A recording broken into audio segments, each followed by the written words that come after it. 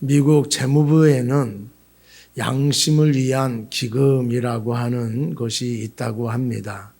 어떤 사람에게 잘못을 했는데 양심의 가책을 느껴서 사과를 하고 잘못을 했다라고 말을 해야 되는데 그럴 수 없는 사람들을 위해서 이런 기금이 만들어졌다고 합니다. 처음 이 기금에 돈을 낸 사람은 이제야 편히 잠을 잘 수가 있습니다 라고 하는 쪽지와 함께 $10를 보내왔다고 합니다. 어떤 사람은 $20,000를 보낸 사람도 있습니다. 또 많은 기독교인들이 한꺼번에 많은 기금을 보내오기도 했습니다. 우리는 지금까지 세금을 온전하게 내지 못하고 이렇게 살았습니다. 참 부끄럽습니다 라고 하는 마음을 갖고 이 기금에 많은 돈을 냈다고 합니다.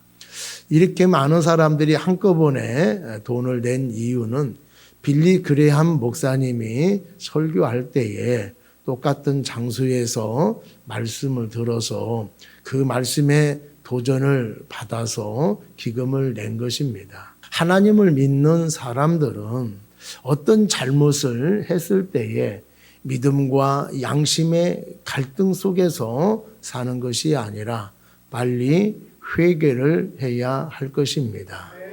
오늘 본문에 나오는 헤롯 왕은 갈릴리와 베레아의 분봉왕 헤롯 안디바를 말하고 있습니다. 이 사람은 동생 빌립의 아내 헤로디아를 자기의 부인으로 삼는 간음죄를 저질렀습니다. 정욕에 눈이 어두워서 하면은 안 될 짓을 했음에도 불구하고 양심의 가책을 느끼지 못했습니다. 그런데 세례 요한이 찾아와서 왕이 어떻게 이런 일을 행할 수가 있느냐 거듭 책망을 하게 되어졌습니다. 헤롯이 세례 요한의 이 책망을 듣고 범민하게 되어졌는데 헤로디아의 말을 듣고 세례 요한을 감옥에 가두게 되어졌습니다. 잘못을 했다 한다라면은 또 잘못을 지적을 받았다 한다라면은 그 잘못에 대해서 인정하고 회개를 해야 할 것입니다. 그런데 헤롯 왕은 회개는커녕 세례 요한을 감옥에 가두는 죄를 도하게 된 것입니다. 헤롯은 자신의 생일날에 많은 사람들을 초청을 했습니다. 헤로디아의 딸이 춤을 췄는데 그 춤을 추는 것을 보면서 너무나 기뻐했습니다. 그래서 그 딸에게 네가 원하는 것이라면은 내가 이 나라의 절반이라도 주겠다라고 약속을 했습니다.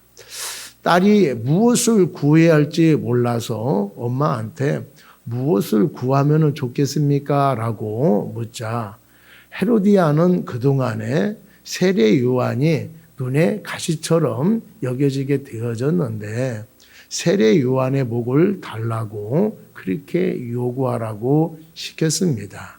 딸이 엄마의 말을 듣고 왕에게 세례 요한의 목을 주세요라고 그렇게 요구를 했습니다.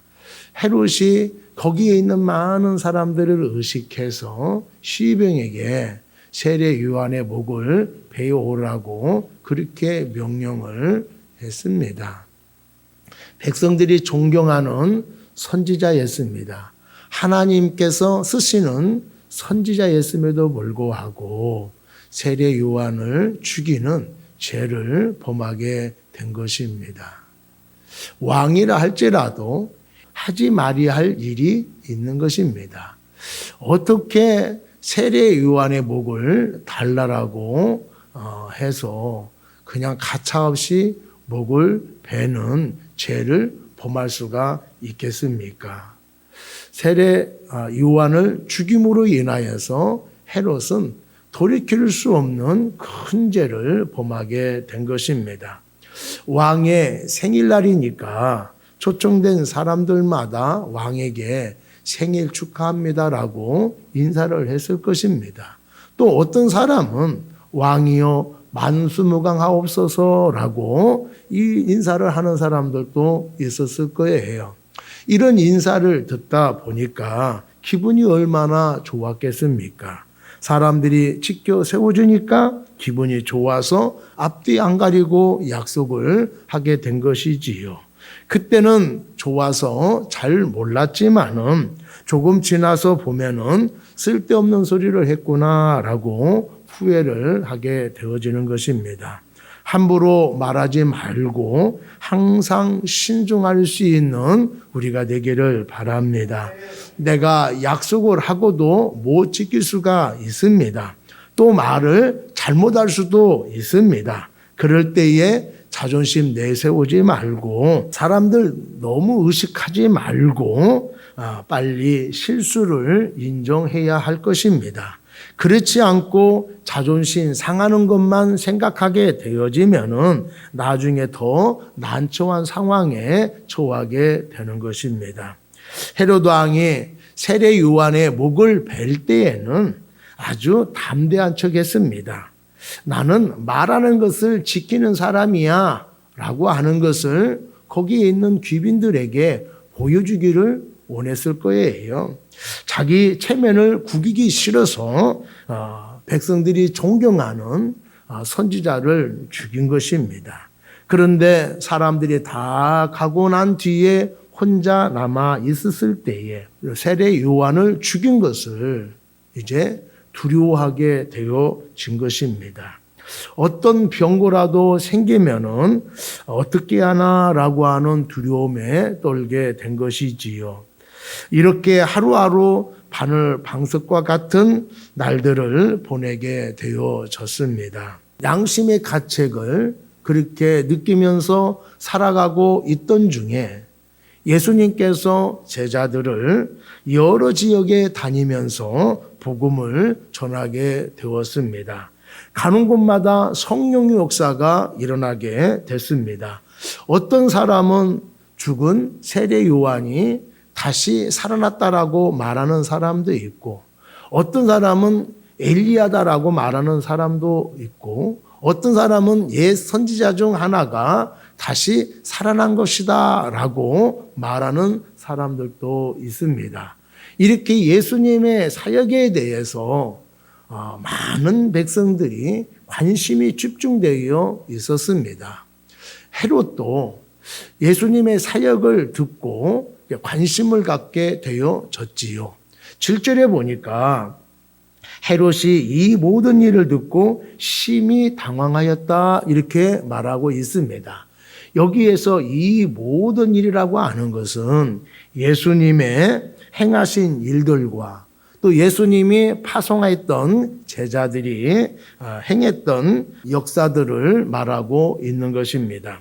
예수님과 제자들을 통해서 귀신이 떠나고 각색 질병들이 떠나가는 놀라운 역사들을 헤롯 왕이 듣고 심히 떨며 두려워했다라고 말씀을 하고 있습니다. 헤롯이 왜 두려워했을까요? 이렇게 놀라운 역사를 일으킨 예수님이 자신이 죽인 세례 요한이 다시 살아난 것이라고 그렇게 생각을 했기 때문에 그렇습니다. 왜 예수님을 세례 요한이 살아났다라고 생각을 했을까요? 그것은 세례 요한과 예수님의 전한 메시지가 똑같았기 때문에 그렇습니다.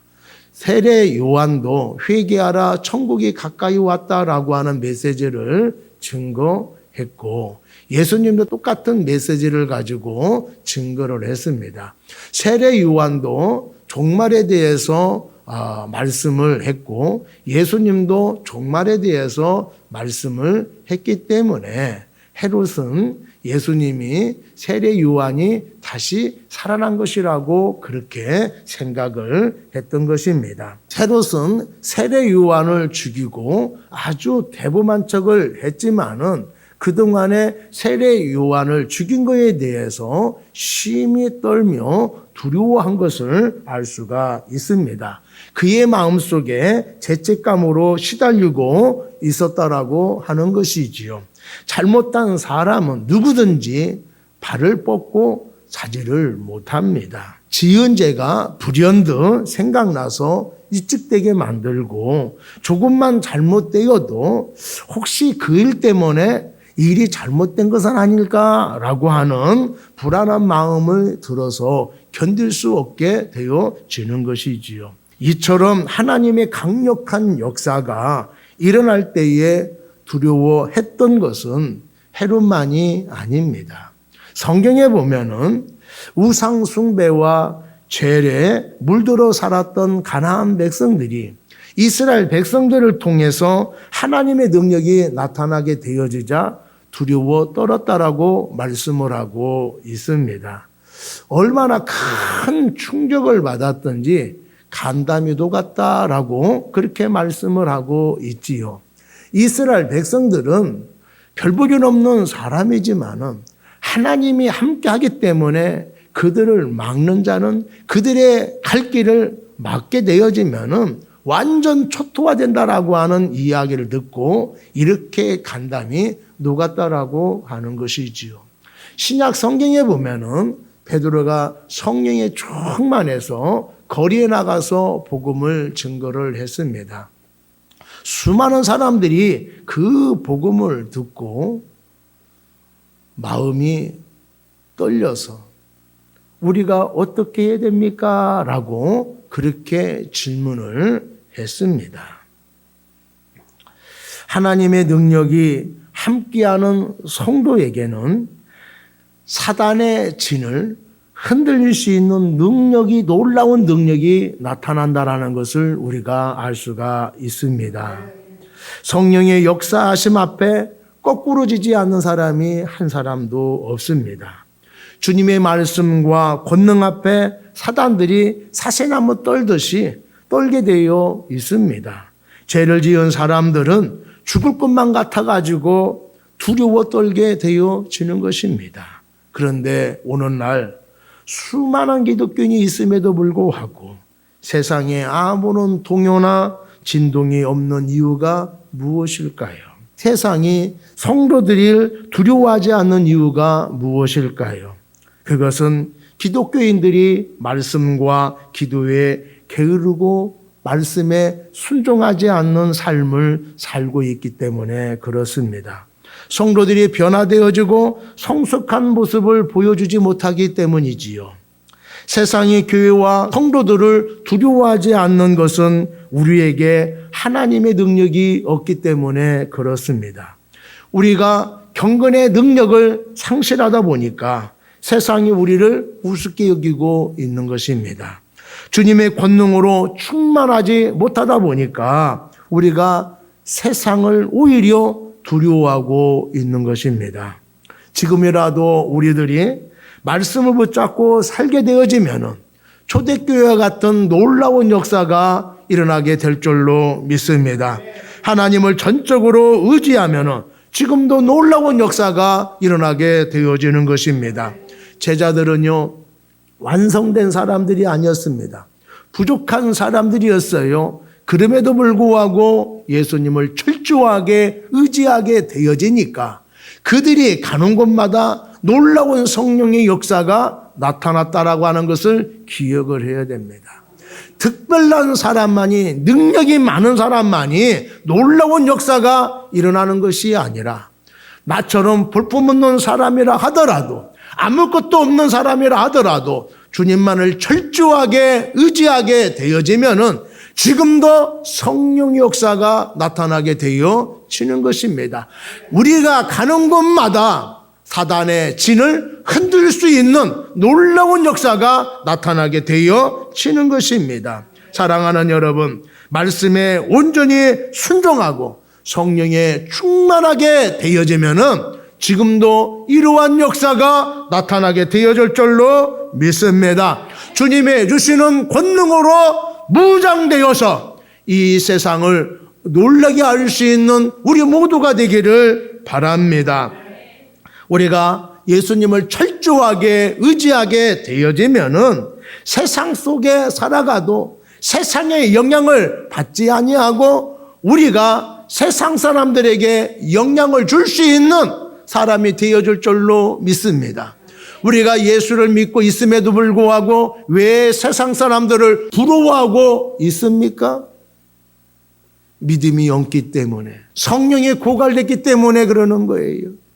우리가 하나님을 철저하게 의지하고 성령에 충만하게 되어지면은 세상 사람들이 나에게 어떻게 하면은 당신처럼 살 수가 있습니까? 라고 물어보는 거예요. 예수님을 믿으십시오. 그러면 당신도 나와 같이 될 것입니다. 우리가 성령으로 충만되어져서 그렇게 말할 수 있는 우리 모두가 되기를 바랍니다. 성령으로 충만되어지고 말씀으로 무장되어져서 우리의 말하면나 행동을 통하여서 세상 사람들이 두려워할 수 있는 우리 모두가 되기를 간절히 바랍니다. 우리가 벼락부자 되어져서 세상 사람들이 놀라는 것이 아니에요. 세상 사람들이 할 수 없는 일을 우리가 해내서 놀라는 것이 아닙니다. 우리가 담대하게 행동하는 걸 통해서 세상 사람들이요 우리를 보고 두려워하게 되어지는 거예요. 우리의 말하면나 행동을 통해서 하나님의 역사하심을 보게 되어지면은 두려워할 수밖에 없습니다. 우리가 말씀으로 기도로 무장하면 지금도 하나님의 역사가 일어나게 될 줄로 믿습니다. 하나님이 주시는 권세로 무장하면은 지금도 사단의 진을 허물어뜨릴 수 있는 우리 모두가 되어줄 수가 있습니다. 세상 사람들이 우리의 믿음과 확신 있는 태도를 보면서 깜짝 놀라게 될 것입니다. 우리가 세상 사람들을 부러워하는 것이 아니라 우리의 모습을 통해서 세상 사람들이 두려워하고 부러워할 수 있는 우리가 되기를 간절히 바랍니다. 우리 모두 성령으로 충만함 받아서 세상 사람들에게 좋은 영향력을 끼치며 살아갈 수 있는 우리 모두가 되기를 바랍니다. 헤롯은 죽은 세례 요한이 다시 살아났다고 두려워했지만은 예수님을 보기를 원했습니다. 9절에 보니까 헤롯이 이르되 요한은 내가 목을 베었거늘 이제 이런 일이 들리니 이 사람이 누군가 하며 그를 보고자 하더라 이렇게 말하고 있어요. 헤롯은 예수님을 만나서 죽은 세례 요한이 다시 살아났는가 확인해 보려고 했습니다. 그런 마음을 가졌지만은 두려워서 예수님을 만나지 못했습니다. 이런 거 보면은 헤롯이요 세례 요한을 죽이고 나서 양심의 가책을 받아서 두려움에 떨면서 살았다라고 하는 것을 말씀해주고 있는 것입니다. 이런 죄책감을 가지고 살았다고 한다라면은 세례 요한을 죽이고 두려움에 떨고 있었다고 한다라면은 뒤늦게라도 자기의 잘못을 인정하고 회개를 했으면 얼마나 좋겠습니까? 근데 성경 어디를 보더라도 헤롯이 회개했다는 말은 전혀 없습니다. 잘못을 한 사람이 취할 행동이 무엇입니까? 잘못을 인정하고 용서를 구해야 되겠지요. 사람이 몰라서 잘못할 수도 있습니다. 욕심에 이끌려서 죄를 지을 수도 있어요. 그러나 나중에 자기 잘못을 깨달았다고 한다면은 그 즉시 잘못을 인정하고 회개하는 사람이 되어야 합니다. 헤롯과 다윗 두 사람은 모두 왕으로서 동일한 죄를 범한 사람입니다. 그러나 두 사람의 행동은 완전히 다르다라고 하는 것을 성경을 통해서 우리가 알 수가 있습니다. 다윗 왕도 부하의 아내를 빼앗아 가지고 자기 아내로 삼았잖아요. 그리고 죄를 합리화시키기 위해서 우리아를 최전방에 보내서 죽게 만들었습니다. 나단 선지자가 와서 다윗을 책망했을 때에 그 자리에서 자기의 잘못을 뉘우치고 철저하게 회개를 했습니다. 하나님께서 다윗의 회개를 흔쾌히 받아들여서 다윗을 용서해 주었습니다. 잠시 동안 다윗이 힘들어했지만은 그 왕권을 빼앗지 아니하고 다윗으로 하여금 계속 이어가도록 은혜를 베풀어 주셨습니다. 헤롯 왕도 왕으로서 자기 권력을 이용해서 동생의 아내를 빼앗는 간음죄를 지었습니다. 그뿐만 아니라 하나님은 죄를 솔직하게 인정하고 회개하는 사람들의 그 회개를 너그럽게 용서하여 주십니다. 그뿐만 아니라 하나님은 우리의 은혜를 통해서 자비를 통해서 우리에게 사랑을 베풀어 주시는 하나님이라는 것을 우리는 잘 알 수가 있습니다.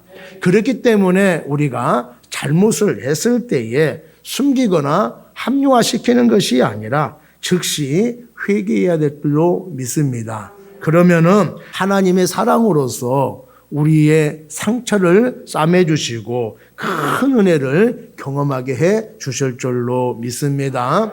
시편 34편 18절에 보면은 여호와는 마음이 상한 자에게 가까이 하시고 중심에 통회하는 자를 구원하시도다, 이렇게 말씀을 하고 있습니다. 우리가 이 세상에서 평강과 안식을 누려가기를 원한다고 한다라면은 세속적인 쾌락이나 제약을 가까이 하면은 안 됩니다. 죄는 모양이라도 버리는 우리 모두가 되기를 바랍니다. 누가 유혹하거나 잘못된 생각을 할 때마다 우리가 그것을 이겨내는 사람이 되어야 됩니다. 정욕적인 생각들을 떨쳐버리기 위해서 나를 날마다 쳐서 말씀에 주님의 뜻에 복종시키는 사람이 되어야 할 것입니다. 말씀 위에 굳건하게 선 사람들은 어떤 상황 속에서도 담대함과 평강이 있는 삶을 살게 되어집니다. 그러나 악한 사람은, 잘못을 저지른 사람에게는 결코 참 안식과 평강이 없음을 우리는 알 수가 있습니다. 헤롯은 세례 요한을 죽였을 때에 회개했어야 돼요. 너무 기분이 좋아서 사리분별을 잃어버려서 세례 요한을 죽였다 하더라도 나중에 양심의 가책을 느꼈을 때에 회개를 했어야 됩니다. 또 예수님의 사역을 통해서 두려웠잖아요. 그럴 때 제 조건은 못 살겠구나 라고 생각하면서 회개했어야 됩니다. 그런데 양심의 가책을 느꼈지만은 회개를 하지 못했어요. 아마 나중에 하면 되겠지 라고 차일피일 밀다가 회개의 기회를 놓치게 되어졌다라고 하는 것입니다. 어떤 사람은 이런 사람도 있어요. 내가 마음을 안 먹어서 그렇지 마음만 먹으면은 못할 일이 없는 사람이야, 이렇게 후원장담하는 사람도 있습니다. 그 사람은 언제 마음을 먹습니까? 언제 결단을 내려요? 말만 그렇게 하지 평생 결단을 내리지 못해요. 여러분, 어떤 것이고요? 때가 있는 것입니다. 그 때를 놓치면은 힘들어져요. 다시 기회를 얻지 못하게 되는 것입니다. 우리가 기회를 얻었을 때에 회개해야 되는데 회개하지 못하면은 잘못이 없어지는 것입니까? 아니에요. 잘못이 없어지는 것이 아니라 우리의 마음이 더 강팍해지는 거예요. 그러다 보면은 잘못을 해도 그것이 잘못이라고 느껴지지가 않습니다. 예전에는 잘못을 저질렀을 때에 양심의 가책이라는 것도 생겼어요. 그것 때문에 갈등하고 두려워했습니다. 회개하지 않고 지나가게 되어지면은 이 양심의 가책이 없어지고 양심의 화인 맞은 사람이 되어지는 거예요. 그래서 잘못을 가차없이 저지르게 되어지고 잘못을 했다 하더라도 누구한테 지적을 받았다 하더라도 잘못을 인정하지 않는 사람이 되어진다라고 하는 것입니다. 사랑하는 여러분, 우리가 양심의 가책만 느끼는 것이 아니라 회개를 통해서 더 큰 죄를 짓지 않는 우리 모두가 되기를 바랍니다. 잘못을 인정하지 않고 돌이키지 않았던 헤롯이 어떻게 되었을까요? 누가복음 23장 9절에 보면 잘 알 수가 있습니다. 헤롯이 예수를 보고 매우 기뻐하니 이는 그의 소문을 들었으므로 보고자 한지 오래였고 또한 무엇이나 이적 행하심을 볼까 바라던 용고너라 라고 말씀을 하고 있습니다. 헤롯이 만나고 싶어하던 예수님을 드디어 만났습니다. 만나서 그동안에 궁금했던 것을 물어보기를 원했을 거 아니에요. 그래서 예수님께 만났기 때문에 이것도 물어보고 저것도 물어봤습니다. 여러 가지 물어봤음에도 불구하고 예수님께서 침묵하셨다 이렇게 말하고 있어요. 예수님께서 왜 헤롯의 질문에 침묵을 하셨을까요? 예수님께서 침묵하신 이유는 진실성이 없을 때에 예수님은 침묵을 하십니다. 우리가 하나님의 자녀로서 어떤 문제가 있을 때에 하나님께 간절하게 기도를 하잖아요. 어떤 때는 응답해 주시는데 어떤 때는 하나님이 침묵하실 때가 있습니다. 왜 침묵하실까요?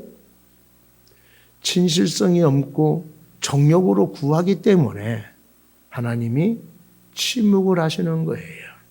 헤롯의 그 많은 질문이 진실하지 못하고 쓰잘데없는 것이라고 생각하셨기 때문에 예수님께서 한마디도 대답을 하지 않았다라고 하는 것입니다.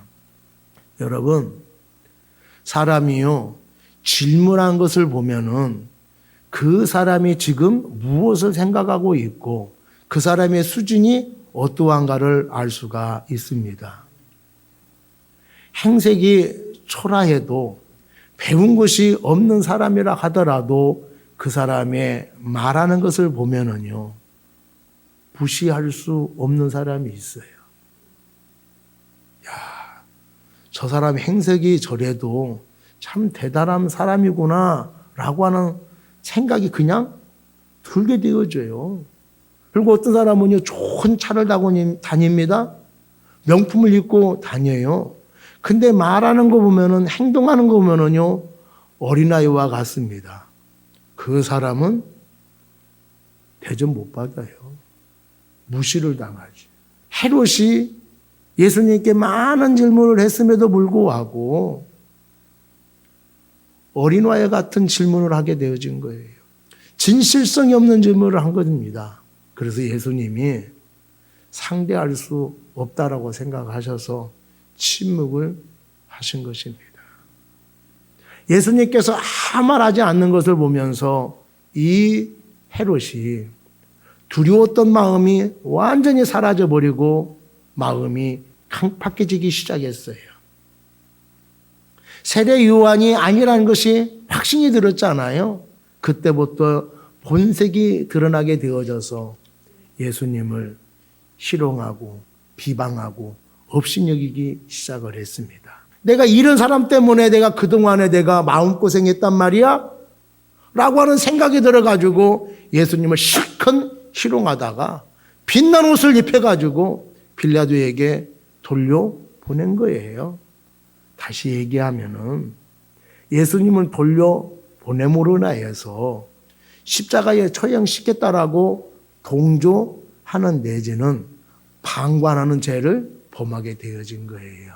양심의 가책을 느꼈지만은 돌이키거나 회개하지 못함으로 인하여서 양심에 화인맞은 행동을 하게 되어진 것입니다. 양심의 가책을 느낄 때에 회개하지 않으면은 양심에 화인을 맞아요. 양심이 살아있을 때는 조금만 일해도요, 마음에 두려움이 생깁니다. 근데 양심에 화인이 맞으면은 죄를 범해도 죄책감이 없어요. 두려움이 없습니다. 하나님의 아들이신 예수님을 실용하고 십자가에 내어 줬음에도 불구하고 아무런 두려움이 느끼지 못하게 된 거예요.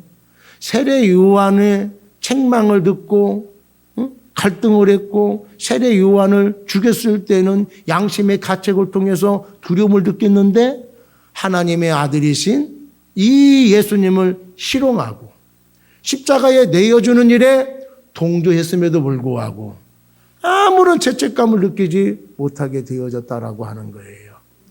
왜 양심의 가책을 느꼈던 이 사람이 왜 양심의 화의를 맞게 되었을까요? 왜 잘못을 했음에도 불구하고 영원히 용서받을 수 없는 죄를 범했음에도 불구하고 왜 양심의 가책을 느끼지 못하게 되어졌느냐라고 하는 거예요. 회개해야 될 때에 회개하지 않으니까 이렇게 두려움이 없는 사람으로 변화가 되어지더라라고 하는 것입니다. 여러분, 우리가 양심의 가책을 넘어서 양심의 자유함을 누릴 수 있는 사람이 되어야 됩니다. 잘못을 했을 때에 회개를 통하여서 양심의 자유를 얻은 사람이 되어야 그 다음에 우리가 죄를 범하지 않는 사람이 되어지는 거예요. 그런데 양심의 가책만 느끼지 이 양심의 자유를 느끼지 못하게 되어지면은 양심의 화에 맞아서 죄를 범하는 사람이 되어지는 것입니다. 양심의 가책으로 시달림 받지 말고 죄를 뉘우쳐서 양심의 자유를 얻을 수 있는 우리 모두가 되기를 바랍니다. 여러분, 후회하면은 양심의 죄책감에 시달리게 되어지지만은 회개하면은 양심의 자유를 얻는 사람이 되어질 줄로 믿습니다. 15분의 실천이라고 하는 유명한 부흥 강사 빌리 썬데이라고 하는 사람이 있어요. 이 사람은 어렸을 때에 고아원에서 성장을 했습니다. 14살 때에 학교에서 새벽에 일찍 일어나서 난로에 불을 피우는 일을 했습니다. 그 일로 월급을 25달러를 받았어요.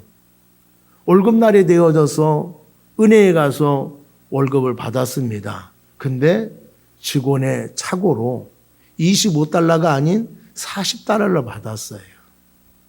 깨름치겠지만은 가지고 왔습니다. 친구에게 물어봤어요.